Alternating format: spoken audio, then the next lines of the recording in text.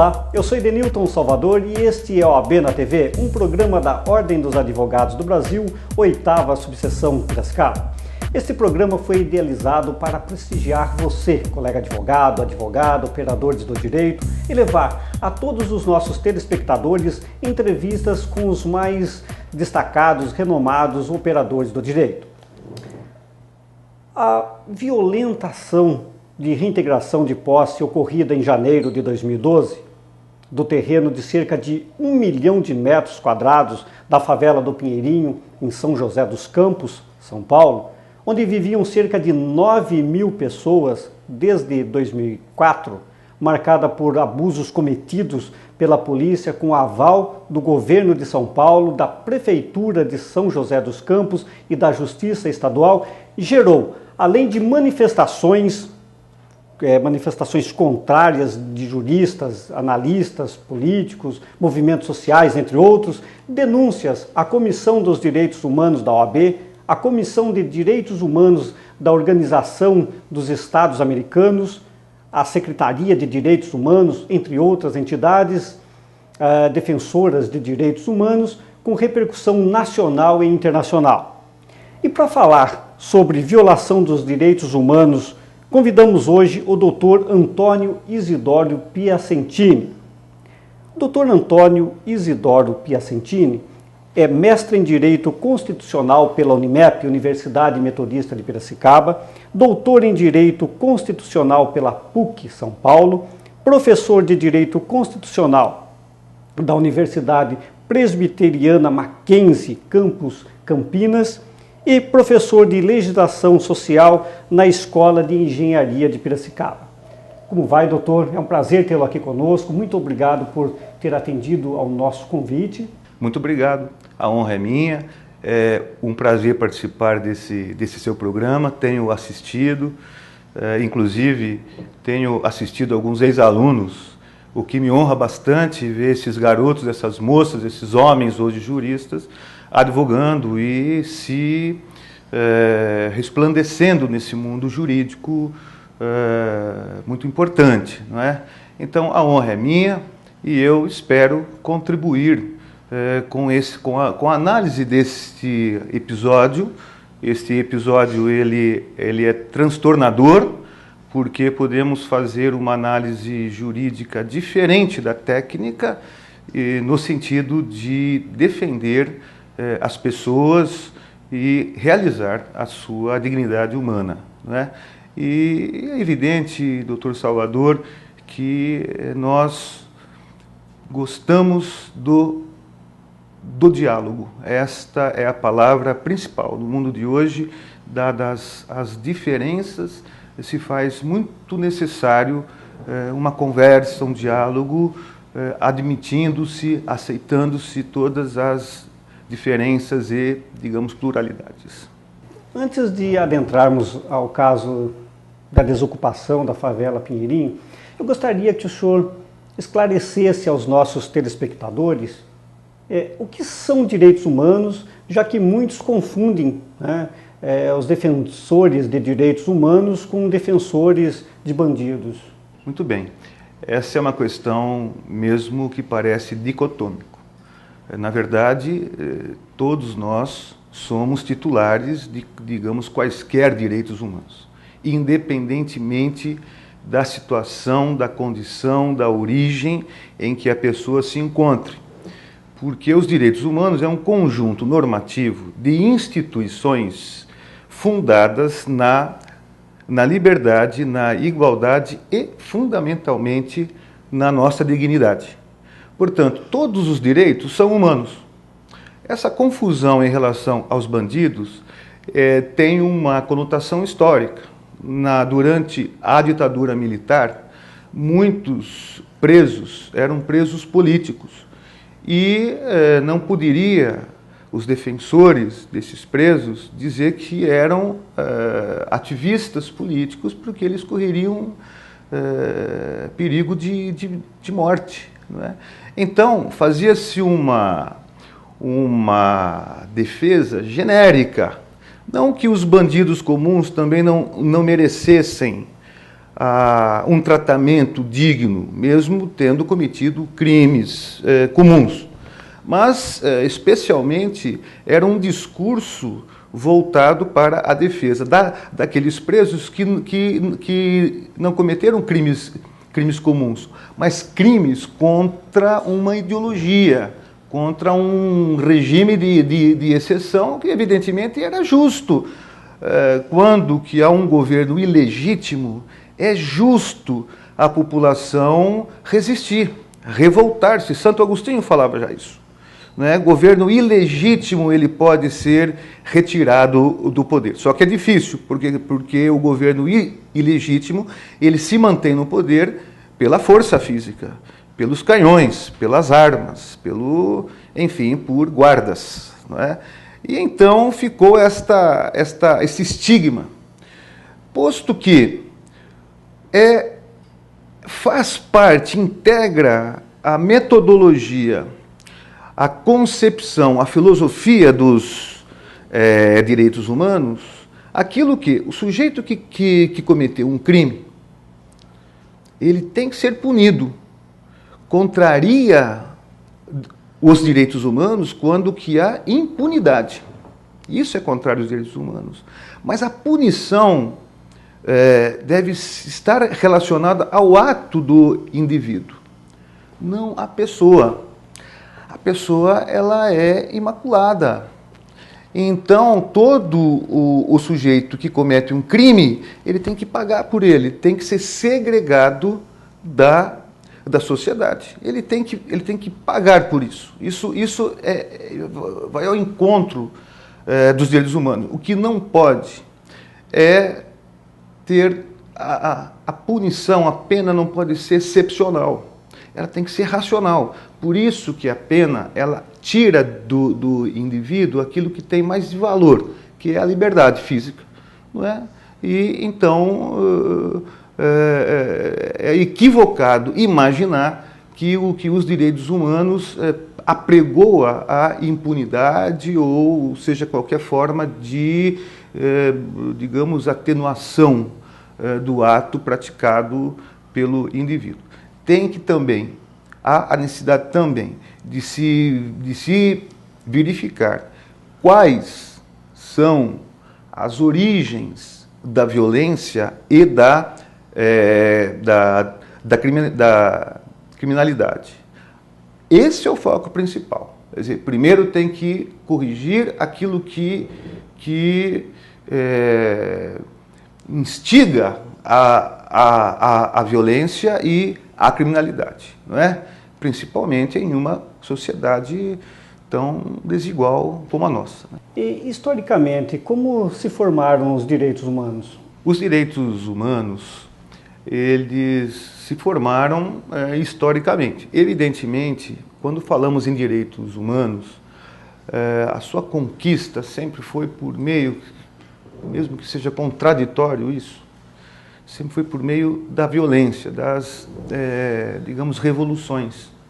Por isso que eu disse anteriormente que os direitos humanos ele é fruto de uma resistência de pessoas em determinados momentos históricos em que viviam sob a égide de, digamos, governos déspotas, monarquias tirânicas, governantes que não amavam o seu povo. Havia um pacto de sujeição entre o governante e o povo, e os servos, os plebeus, tanto que no sistema feudal a pessoa ela era agregada à terra, era uma propriedade, era quase uma coisa, era uma res, né? E tanto é que o senhor feudal ele tinha direito sobre a vida e morte daquelas pessoas. Muito bem, no século XV, século XVI, aí começando com Thomas Hobbes, com John Locke, e depois posteriormente com Rousseau, iniciou o movimento contratualista, não é? Ou seja, é o início do renascentismo, do iluminismo, em que foram lançando luzes sobre aquela realidade obscura da Idade Média. Então começou a ter alguns valores, baseado no justnaturalismo, inclusive, que foi a fonte do contratualismo. Em Hobbes nós vamos encontrar uma renúncia por parte do povo, entregando parte do poder ao monarca, que tinha o dever de proteger o povo e manter a paz, porque Hobbes ele viveu na época em que havia muitas guerras, tanto é que ele aquele que esculpiu aquela frase famosa, homem, lobo do homem, não é? Que está naquele livro Leviatã, uma obra muito importante. Em seguida, o John Locke. Mas o John Locke ele já apregoava a monarquia parlamentarista, então o povo poderia determinar leis ao rei, né? Mas ele tinha uma profunda defesa pela propriedade. E em Rousseau nós vamos encontrar então um avanço tremendo, em que Rousseau, pelo contrato social, ele diz, olha, o povo deve autogovernar-se e, portanto, ele deve eleger os seus governantes. E aí, então, que começa a ideia do republicanismo e da democracia incipiente ainda, porque aí estamos num sistema liberal. Estamos adentrando o sistema liberal. Então começa a formar o Estado liberal. O Estado liberal ele tem o seu fundamento no individualismo, nas liberdades individuais, portanto, e no limite do poder do Estado. Nesse momento nós temos o Estado, ele é inimigo do povo, né? É exatamente o contrário que era o Estado lá na monarquia. Então aí começa a surgir certos valores de liberdade. Liberdade de associação, de expressão religiosa, ninguém pode ser condenado sem o devido processo legal, enfim. Um núcleo de, digamos, direitos das liberdades civis e políticas. E chamamos de direitos de primeira geração ou dimensão. Num segundo momento, esses direitos não foram suficientes para construir uma sociedade de iguais. A igualdade era apenas formal perante a lei. Aí então começam os movimentos sociais, a encíclica papal Rerum Novarum, que o Leão XIII ele apresenta pela primeira vez a questão social, os movimentos sindicais, os movimentos socialistas começam a reivindicar um estado de igualdade, socialmente iguais. Aí temos uma interrupção disso em razão da Primeira Guerra Mundial, mas, acabada a Primeira Guerra Mundial, a Constituição de Weimar, na Alemanha, em 1919, e do México, em 1917, constitucionaliza direitos sociais. Direito à educação, saúde, fundamentalmente, direitos ligados à área trabalhista. Redução assim, jornada de trabalho, férias, aposentadoria, enfim, uma gama de direitos sociais. Infelizmente, esse ciclo é interrompido pela Segunda Guerra Mundial, o momento mais cruel em que a maldade humana parece ter chegado nas entranhas, naquele momento, em que foram sacrificados em campo de concentração aproximadamente 11 milhões, 6 milhões de judeus. Por serem judeus, tinham os comunistas eram perseguidos, os homossexuais, as testemunhas de Jeová e os ciganos. Então, puro preconceito, uma ideologia terrível, e que, terminada a Segunda Guerra Mundial, então, cria-se um novo ciclo de direito. Lembrem-se, eu falei de direitos de primeira geração, direito das liberdades, direitos de segunda geração, direitos sociais, e agora nós vamos para o direito de terceira geração, justamente respondendo ao Holocausto, a esta magnífica, horrorosa realidade mundial. E aí criam-se os direitos de solidariedade. Então, a autodeterminação dos povos, respeito à origem das pessoas, direito à paz, direito ecológico, direito do consumidor. Muito bem, doutor Piacentini. Eu acho que essa explanação do senhor é muito importante para nós continuarmos aí a explanar o nosso assunto, que é a desocupação do Pinheirinho. E eu gostaria que o senhor dissesse para os nossos telespectadores qual a relação entre os direitos humanos e o direito e o Estado de Direito. Direitos humanos apenas eles se realizam em um Estado democrático, de direito. Aqui nós temos que fazer uma pequena análise entre Estado legalista e Estado democrático. O Estado legalista é aquele em que aplica-se a lei sem interpretá-la. Inclusive, é um fator de enfraquecimento do poder judiciário, posto que o juiz é apenas a boca da lei. Já no Estado democrático de direito, o poder judiciário ele é um poder republicano, ele é um poder governativo e que, portanto, cabe ao poder judiciário a interpretação da norma de acordo com valores éticos hoje universais. Não se resume à aplicação do direito doméstico, o internalizado, mas aqueles agora que são valores éticos internacionais reconhecidos por pactos e tratados externos. Não é? Então, os direitos humanos, eu volto a salientar, eles se realizam apenas e tão somente em um Estado democrático de direito, não é? Fazendo essa distinção com o Estado legalista. Gostaria que o senhor falasse sobre os direitos violados no caso da desocupação do Pinheirinho. Mas antes, vamos a um pequeno intervalo e voltamos daqui a pouco.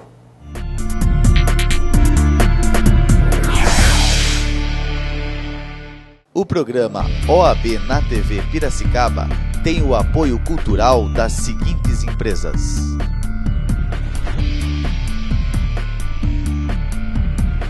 Cupim do Tchê,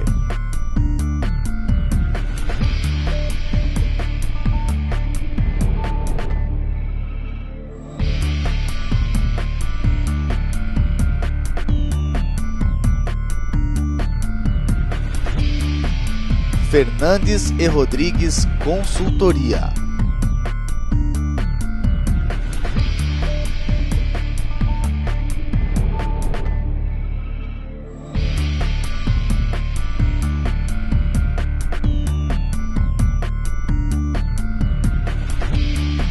Luiz Belafre,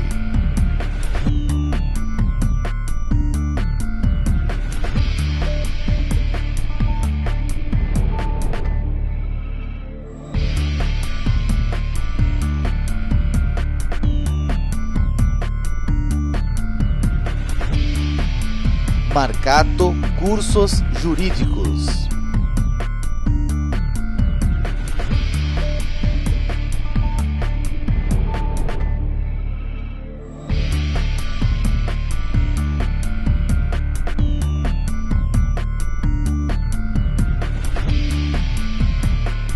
e Omni.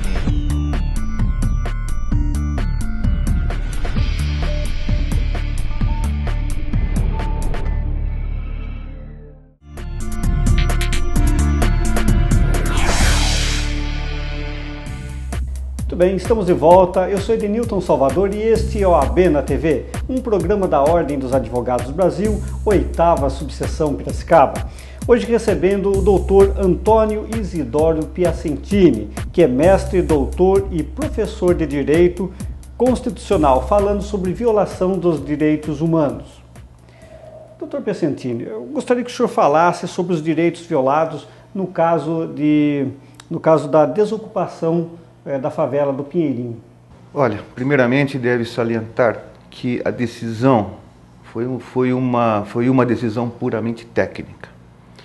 Numa sociedade complexa, de valores contraditórios, numa sociedade diversa como é a nossa, de valores éticos os mais variados, nenhuma solução ela é simples. Muito menos uma solução pode ser puramente técnica, porque, como diz um amigo professor, o professor Suzuki, decisões técnicas são decisões ideológicas, doutor Salvador. Decisões técnicas são decisões ideológicas no sentido de manter o status quo de quem tem poder político, poder econômico. Esse foi o equívoco dessa sentença, apesar de todo o imbróglio processual que ocorrera antes. Mas vamos pontualmente. Primeiro, aquela terra ela já não era mais a mesma quando foi penhorada. A função social da propriedade previsto na nossa Constituição, ela é a garantia do direito de assim, propriedade. Esse é o ponto. Aquela terra estava ociosa durante 14 anos. E por estar ociosa, ela não atendia à sua finalidade social e, portanto, legítima a ocupação da terra. Esse é um ponto crucial que não se levou em conta, mesmo aí porque a terra estava na área urbana. Segundo ponto, o princípio basilar, o fundamento de todos os fundamentos previsto no artigo 1º, inciso 3 da nossa Constituição, que é a dignidade da pessoa humana. Esse princípio, esse valor, é um valor ético universal. É normativo, mas é um valor ético universal. De forma que, ao limpar, entre aspas, aquele campo, porque a medida judicial era exequível, era só botar como foi colocado lá, trator e soldado. Aquela área foi limpada de gente. Esse é o grande problema. Não era entulho, eram pessoas, eram famílias estáveis morando no desconforto de uma favela. Mas tinham a sua vida digna, estabilizada, planejada. Então, esse ponto crucial. Dignidade da pessoa humana foi violado. Terceiro ponto, a Constituição manda, é dever do Estado a defesa da família. Lá, se eu não me falha a memória, estava em torno de 1.300 a 1.400 famílias. O Estado, via seus órgãos, inclusive o Poder Judiciário, tem o dever de proteger a família como célula principal de uma sociedade, como estabilidade social. E aí o Poder Judiciário, ele está obrigado a isso, inclusive, não só o Legislativo e o Executivo. Quarto princípio violado. A Constituição também diz no seu artigo 227 que a criança é prioridade absoluta. O texto constitucional não fala prioridade, fala prioridade absoluta. Todos nós sabemos que lá haviam crianças e as imagens na TV mostraram como que essas crianças foram, digamos, tratadas. E como foi noticiado também, a polícia foi truculenta, enfim, parece que tem até denúncias de abusos sexuais naquela região, naquele ambiente lá. Então, esses valores constitucionais, esses valores de direitos humanos, esses valores éticos universais foram violados pelo Estado brasileiro. E me parece que analisando o episódio da Cracolândia e da USP, parece que é um método de utilização das forças de segurança pública. Vimos que foram muitos os abusos cometidos pela polícia, com aval dos governos estadual e municipal. Foi relatado mais de 500 abusos policiais e muitos foram atingidos indiscriminadamente por bala de borracha, com abuso sexual inclusive. Como se dará a responsabilidade do poder público pelos abusos cometidos pela polícia? Evidentemente que merecerá uma investigação, até uma CPI por parte da Assembleia Legislativa. Evidentemente, se houver danos morais ou materiais, a responsabilidade objetiva do Estado que responderá pelos seus agentes. Mas evidentemente que a responsabilidade aí recairá sobre o governo do Estado de São Paulo, e se a prefeitura foi conivente, se isso for demonstrado, evidentemente ela também poderá ser acionada judicialmente. Mas tem algo que, além disso, é muito importante. E já tem um movimento em que o Brasil foi denunciado na Corte Internacional da América, que pertence à OEA, como violador de direitos humanos. Então, o Brasil poderá ser, inclusive, penalizado perante os órgãos que são internacionais, o que, para a nossa credibilidade, é negativo. Num país democrático, numa democracia enorme como é a nossa, é uma contradição profunda a ação que o governo do Estado, mas quem foi conivente com essa situação, foi realizada e concretizada nesse episódio, né, conhecido como o caso do Pinheirinho. Um dos direitos sociais previsto no artigo 6º da Constituição Federal é a moradia. O artigo 23, inciso 9º da Constituição Federal diz que compete ao ente público promover programas de construção de moradia e a melhoria das condições habitacionais e de saneamento básico. Muito bem. O terreno onde viviam cerca de 9.000 pessoas, pertencente à massa falida de uma empresa de Najinarras, um notório devedor de impostos, não deveria ter sido desapropriado e assentado todas aquelas pessoas, ao invés de jogá-las na rua, o que também atenderia ao princípio social da propriedade? Doutor Salvador, de fato, o artigo 23, que trata da repartição de competência comum entre União, Estados e municípios, tem obrigação, dever, em regime de cooperação, amenizar ou solucionar os problemas da moradia. Esse artigo ele está em consonância com os tratados sobre direitos humanos referente ao direito econômico, social e cultural. Também a Declaração Universal também prevê que todos têm direito a uma moradia digna. O imbróglio jurídico em relação à competência, se pertencia à Justiça Estadual ou à Justiça Federal, se deu exatamente porque a União pretendia elaborar um projeto de ocupação por meio do Ministério das Cidades. Justamente o programa Minha Casa Minha Vida, que vem atender a essa necessidade habitacional.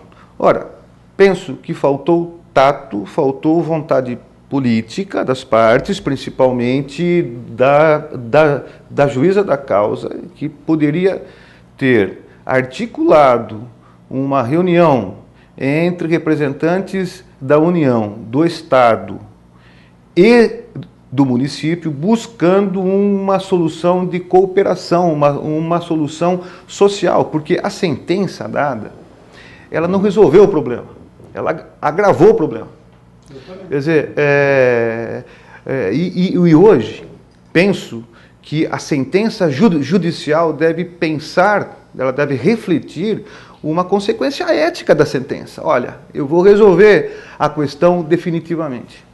Bom, evidentemente, Salvador, que na tua pergunta está clara a própria resposta, era a vontade política dos órgãos públicos e da presidente da causa, da juíza, em ter paciência, articular, movimentar, responsabilizar os estados, a União, o Estado-membro, o município, a solucionar um problema que não é de uma pessoa. São 9.000 pessoas, são 9.000 vidas. Por trás de cada processo, de cada página, há uma esperança, há uma angústia, há um problema. E me parece que isso não foi levado em conta. Essa foi aquela decisão técnica, formal, positiva e refletida, não pensou na consequência da sentença. Muito bem, o nosso tempo está acabando, mas vamos a mais uma pergunta. A Constituição Federal já prevê a cidadania, a dignidade da pessoa humana, os direitos fundamentais, como moradia, por exemplo. Como constitucionalista que o senhor é, o que o senhor acha que precisa para termos uma sociedade mais justa, já que existe a lei?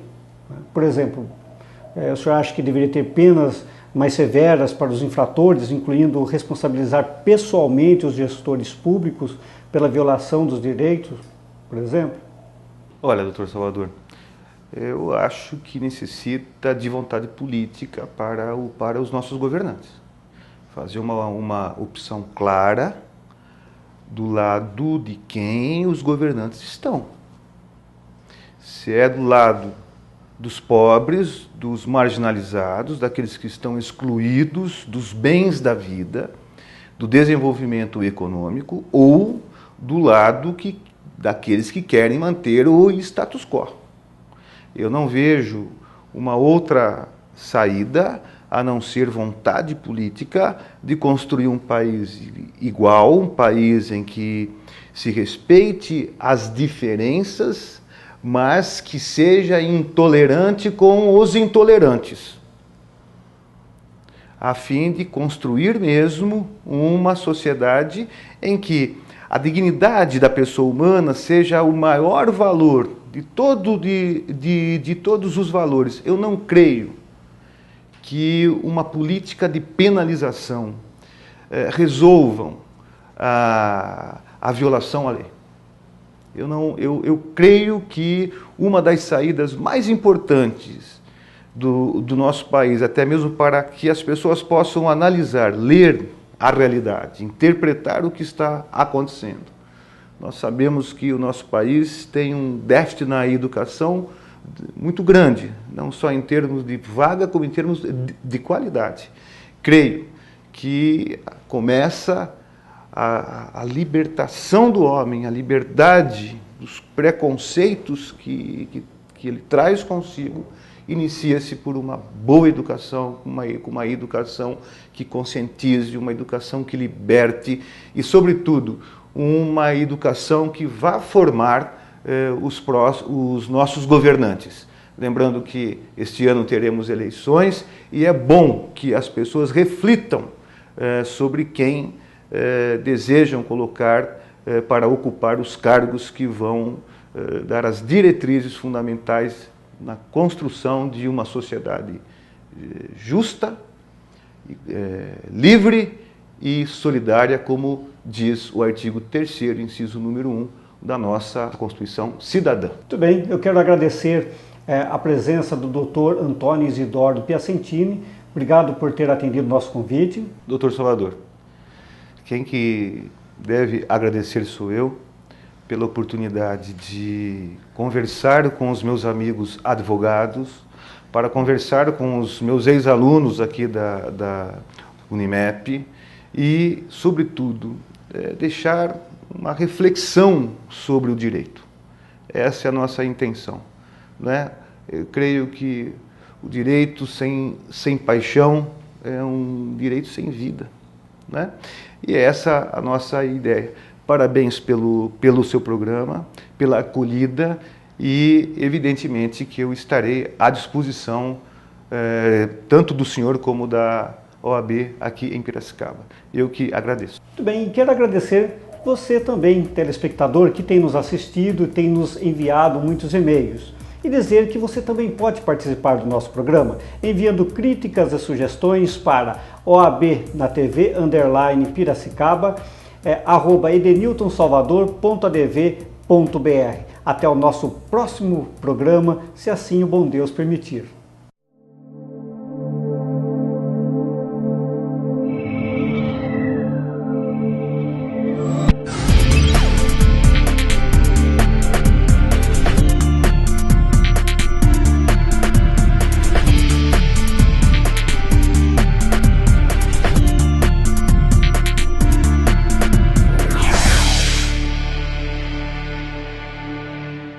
O programa OAB na TV Piracicaba tem o apoio cultural das seguintes empresas: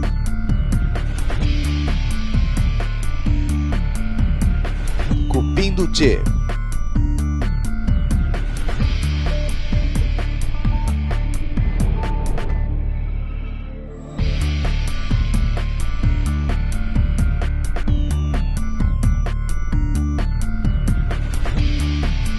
Fernandes e Rodrigues Consultoria,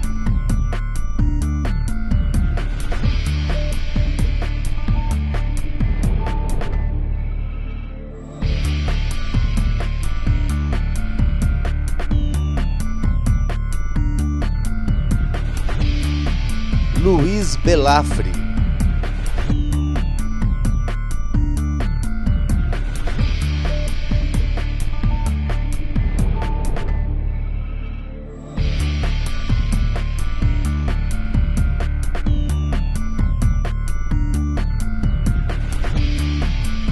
Marcato Cursos Jurídicos,